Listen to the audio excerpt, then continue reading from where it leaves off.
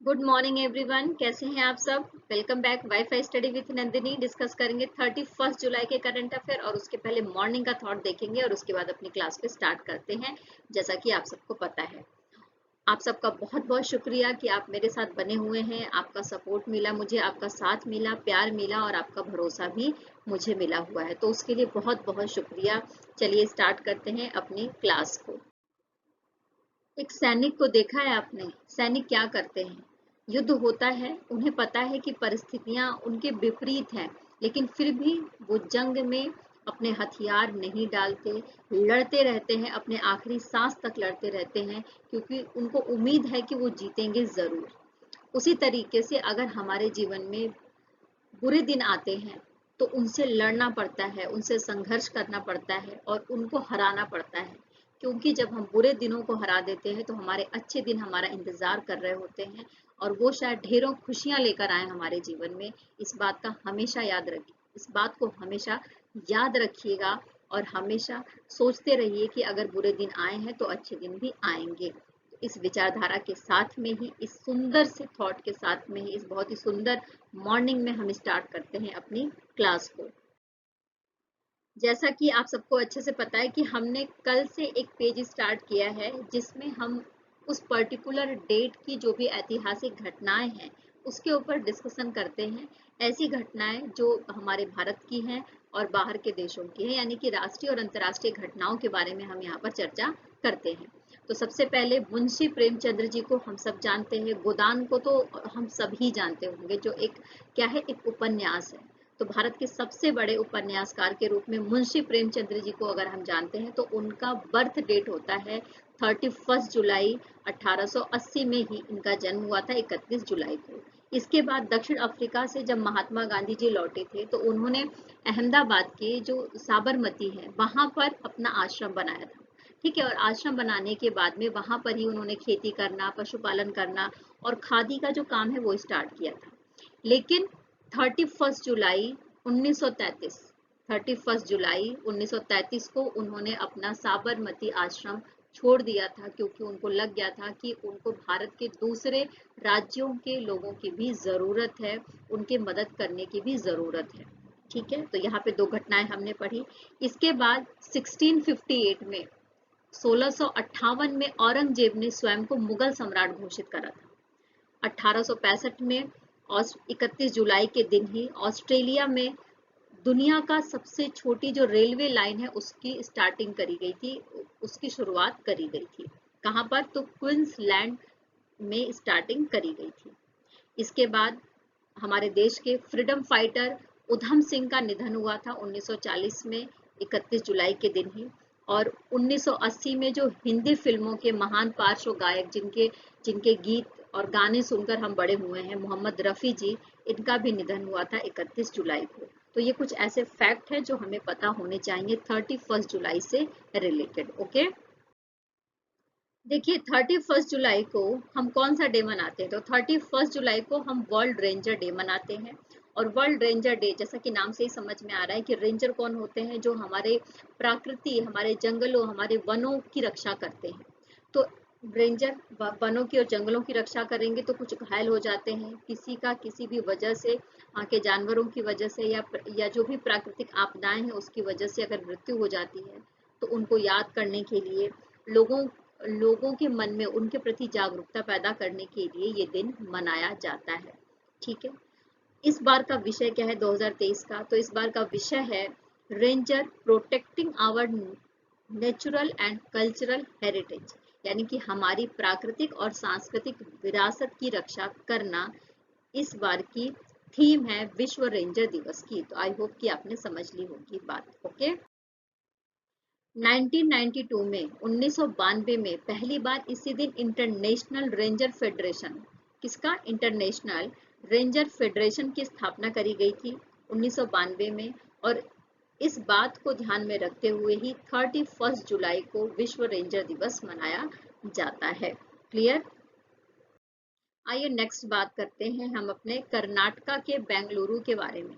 कर्नाटका के बेंगलुरु से रिलेटेड कौन सी घटना है? तो देखो, कर्नाटका की राजधानी है बेंगलुरु और जिसको हम कहते हैं कि एक तरीके से इंडिया का जो सॉफ्टवेयर का हब है, बेंगलुरु को कहा जाता है। ठीक है, तो बेंगलुरु जो है प्रतिष्ठित वर्ल्ड सीरीज कल्चरल फोरम में शामिल हुआ है और ये वर्ल्ड सिटीज कल्चर फोरम में शामिल होने वाला 41 नंबर का शहर बन गया है। और अभी तक इसमें 40 शहर पहले से शामिल थे और अब बेंगलुरु भी इसमें शामिल हो गया है prestigious world cities culture forum में। क्लियर? आई होप कि आपने बात समझ ली होगी। और साथ में मैं आपको बता दूं कि बेंगलुरु में अनबॉक्सिंग बैंगलोर नाम से एक प्रोजेक्ट चलाया गया था। ठीक है, तो इस प्रोजेक्ट के माध्यम से ही जो इसकी सांस्कृतिक विरासत है उसके बारे में पता चला और कहीं ना कहीं इस प्रोजेक्ट की वजह से ही बेंगलुरु को हेल्प मिली है प्रेस्टिजियस जो वर्ल्ड सिटीज कल्चरल फोरम है इसमें शामिल होने के लिए। ओके, अच्छा, अप्रैल 2022 में अनबॉक्सिंग BLR फाउंडेशन ने इस परियोजना को स्टार्ट किया था अनबॉक्सिंग बैंगलोर के नाम से। Clear? World cities cultural forum के बारे में बात करें तो लंदन में इसकी स्थापना करी गई थी 2012 में। किसके द्वारा करी गई थी? तो वहां के जस्टिन सिमंस के द्वारा करी गई थी। जस्टिन सिमंस के द्वारा 2012 में लंदन में वर्ल्ड सिटीज कल्चर फोरम की स्थापना करी गई थी और 2015 में जस्टिस सिमंस को उनके काम के लिए वहां की महारानी एलिजाबेथ के द्वारा, है ना, जस्टिन सिमंस को वहां का प्रतिष्ठित पुरस्कार जिसको बोला जाता है order of the British empire, इससे सम्मानित भी किया गया था। ओके, बेंगलुरु के सांस्कृतिक विरासत के बारे में अगर मैं बात करूं तो सबसे पहले बेंगलुरु को सिलिकॉन वैली के नाम से जाना जाता है। मैंने आपको जैसा कि बताया कि सॉफ्टवेयर हब है यहाँ पर और आपको यहाँ पर एक बेंगलुरु इंटरनेशनल सेंटर मिलेगा जिसकी स्थापना 2019 में करी गई थी। एक औद्योगिक गोदाम के रूप में है ये। इसके अलावा आपको यहाँ पर इंटरेक्टिव संगीत संग्रहालय मिलेगा, museum of art and photography मिलेगी यहाँ पर और जो कन्नड़ फिल्म उद्योग है उसका बहुत बड़ा हब है ये। और इसके अलावा यहाँ पर दक्षिण भारतीय जो संगीत है या उत्तर भारतीय संगीत है उसका भी हब बेंगलुरु में मिल जाएगा आपको। तो इस तरीके से आप देख सकते हैं कि जो बेंगलुरु की सांस्कृतिक विरासत है उसकी वजह से ही इसको वर्ल्ड सिटीज कल्चर फोरम में शामिल किया गया है। ओके, आइए नेक्स्ट बात करते हैं नैरोबी के बारे में। नैरोबी के बारे में बात करते हुए मैं आपको बता दूं कि नैरोबी में IPCC अध्यक्ष के रूप में नियुक्त किया गया है स्कॉट्समैन जेम्स स्केया को। स्कॉट्समैन जेम्स स्केया अब नैरोबी के नए IPCC अध्यक्ष होंगे। अब ये IPCC क्या है? तो IPCC का मतलब ये है कि inter governmental panel on climate change. Inter governmental panel on climate change जिसको हम IPCC कह रहे हैं, इसके अध्यक्ष नैरोबी में स्कॉट्समैन जेम्स स्केया होंगे। जैसा कि नाम से ही समझ में आ रहा है कि ये जो अंतर सरकारी जलवायु परिवर्तन पैनल है ये जलवायु से रिलेटेड जो क्लाइमेट चेंज होता है उससे रिलेटेड काम करता है। तो यानी एक तरीके से वैज्ञानिकों की टीम है जो जलवायु परिवर्तन से प्राकृतिक वातावरण में जो भी चेंजेस आते हैं उसको हाईलाइट करते हैं, उसके बारे में रिसर्च करते हैं, उसके बारे में अनुमान लगाते हैं, जनता को और सरकार को अवेयरनेस भी करते हैं, यानी अवेयर भी करते हैं, जनता के अंदर अवेयरनेस भी पैदा करने का काम करते हैं। तो इस तरीके से हमने यहाँ पर समझ लिया IPCC के बारे में। ओके, आइए बात करते हैं हिमालय के बारे में। जैसा कि हम सबको पता है कि भारत के उत्तर में हिमालय है, ठीक है, जो बहुत सारी ऐसी प्राकृतिक और जलवायु परिवर्तन से भारत को बचा लेता है, भारत की रक्षा करता है। तो हिमालय में ही 600 मिलियन साल पुरानी नदी की बूंदें मिली हैं, यानी 600 million year old river beds found in the Himalayas. अच्छा, ये किसने खोज करी है? तो निश्चित सी बात है कि भूवैज्ञानिक होंगे जिन्होंने खोज करी होगी। कौन से भूवैज्ञानिक है, कहाँ के भूवैज्ञानिक है? तो भारतीय विज्ञान संस्थान और साथ में जापान का जो निगाता विश्वविद्यालय है वहां के वैज्ञानिकों ने खोज करी है और ये बताया है कि जो बूंद मिली है वो 600 मिलियन वर्ष पुरानी है। अच्छा, एक पृथ्वी पर एक स्थिति आई थी, वो स्थिति कौन सी थी उसके बारे में यहाँ पर थोड़ी सी चर्चा कर लेते हैं जिससे कि आपको ये फैक्ट क्लियर हो जाए। देखो, कहा जाता है कि पूरी पृथ्वी बर्फ से ढक गई थी। वो जो टाइम पीरियड था वो कौन सा था? तो टाइम पीरियड था 700 से लेकर 500 बिलियन वर्ष पूर्व। 700 से 500 मिलियन वर्ष पूर्व जो पृथ्वी थी वो किससे ढक गई थी? पूरी तरीके से बर्फ से ढकी हुई थी, पूरी तरीके से बर्फ से कवर हो गई थी। और इस स्थिति को क्या कहा गया? तो इस स्थिति को कहा गया था स्नोबॉल अर्थ ग्लेसिएशन। क्या कहा गया? स्नोबॉल अर्थ ग्लेसिएशन कहा गया था। ओके। अच्छा, इस समय का ही ये जो टाइम पीरियड है, यानी स्नोबॉल अर्थ ग्लेशिएशन का जो टाइम पीरियड है, इसी समय की ये नदी की बूंदें पाई गई हैं हिमालय में। ठीक है, आई होप कि आपने सारी बात अच्छे से समझ ली होगी।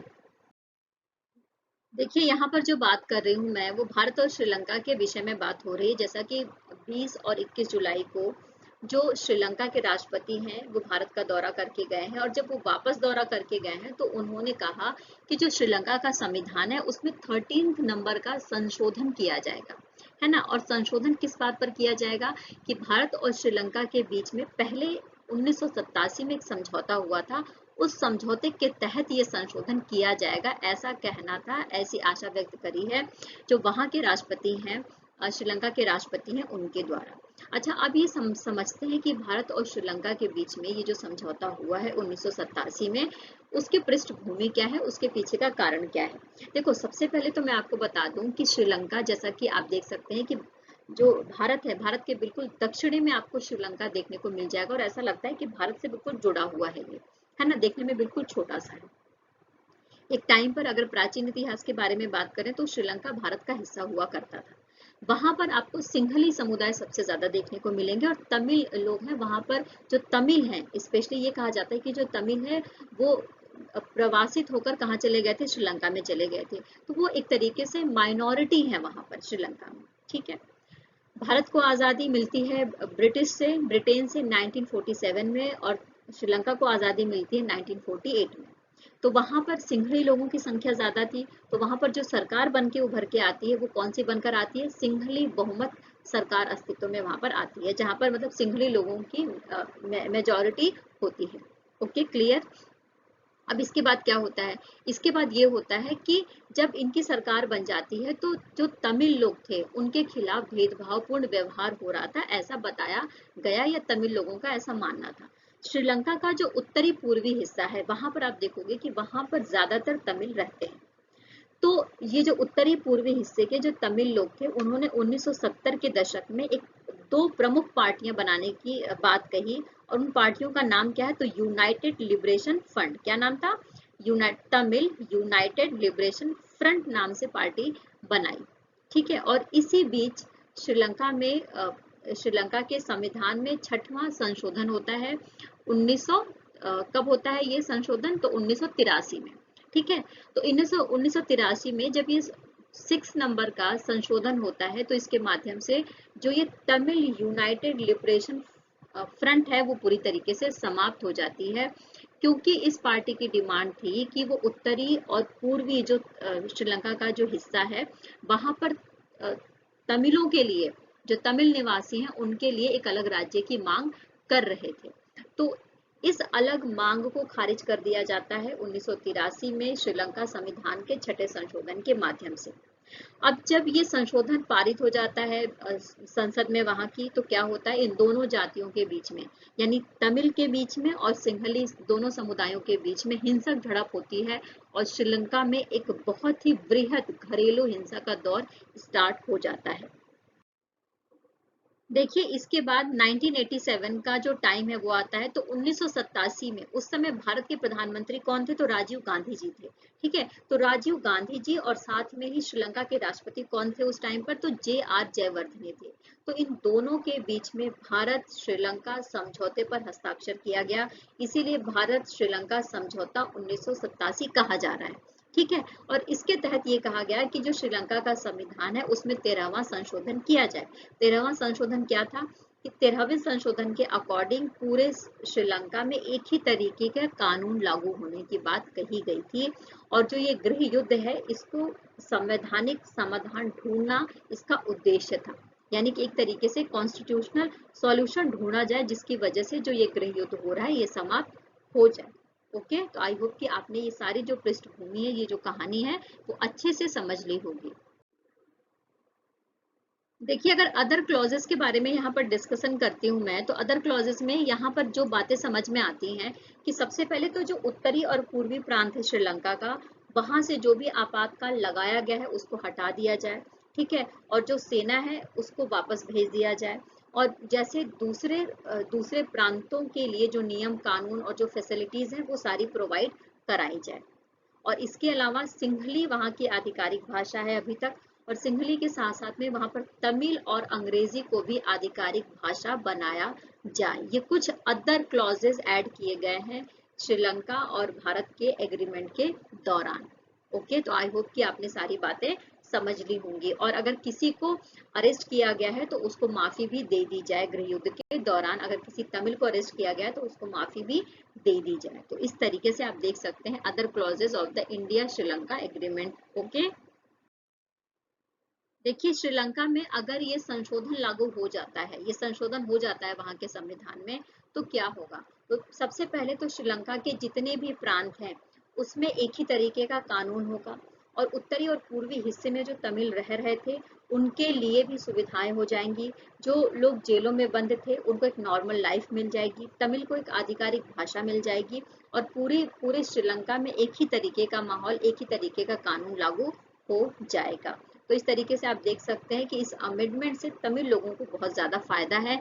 इसीलिए जो भारतीय गवर्नमेंट है ये इस अमेंडमेंट को, इस संशोधन को पारित करवाना चाहती है, जिसका नाम है 13वां संशोधन श्रीलंका के संविधान में। ओके, देखिए स्क्रीन पर जिसे आप देख रहे हैं ये कौन है? तो ये है शिरीष कडेकर। ओके, शिरीष कडेकर कौन है? तो महाराष्ट्र के एक लेखक हैं, स्तंभकार हैं, और इनकी मृत्यु हो गई है महाराष्ट्र के मुंबई में 80 वर्ष की उम्र में। इनका जन्म कब हुआ था? तो इनका जन्म हुआ था 1943 में महाराष्ट्र के पुणे में। ओके, और इन्होंने लोक सत्ता, इंडियन एक्सप्रेस, समाना और फ्री प्रेस जनरल जैसे मराठी और अंग्रेजी भाषाओं में जो प्रकाशन है उसमें काम किया था। और इसके साथ साथ मैं आपको बता दूं कि इसको महाराष्ट्र साहित्य परिषद पुरस्कार दिया गया था। कौन सा? जोशी पुरस्कार। यानी कि जो ये जोशी पुरस्कार है वो महाराष्ट्र साहित्य परिषद की तरफ से दिया जाता है। जोशी पुरस्कार दिया गया था। इनका एक कहानियों का संग्रह था, ये एक तरीके से हास्य कहानियों का संग्रह था जिसका नाम है लांगो बाती। क्या नाम है? लागांव बत्ती। क्या नाम है? लागांव बत्ती। इसके लिए आई होप कि आपने सारी बात अच्छे से समझ ली होगी। ओके, इस सेशन में इतना ही। फिर कल मिलूंगी नए विचारों के साथ और नई क्लास के साथ में। तब तक टेक केयर, बाय बाय। खूब खुश रहिए, खूब मेहनत करते रहिए और खूब आगे बढ़ते रहिए। और प्लीज चैनल पर बने रहिए, सब्सक्राइब करिए, शेयर करिए और लाइक तो जरूर करना है। कमेंट बॉक्स में आपके सुझाव की भरमार चाहिए, मुझे आपका सुझाव चाहिए, तो प्लीज आप सुझाव भी देते रहिए। बाकी टेलीग्राम के लिंक पर, जैसा कि आप सबको पता है कि हम टेलीग्राम के लिंक पर जो भी हमारा मटेरियल होता है उसको शेयर करते हैं, डेली शेयर करते हैं। तो वहां पर जाकर अगर आपको नोट्स बनाना है, पढ़ना है, इंग्लिश और हिंदी बोथ लैंग्वेजेस में आपको उपलब्ध है। तब तक के लिए टेक केयर, बाय बाय।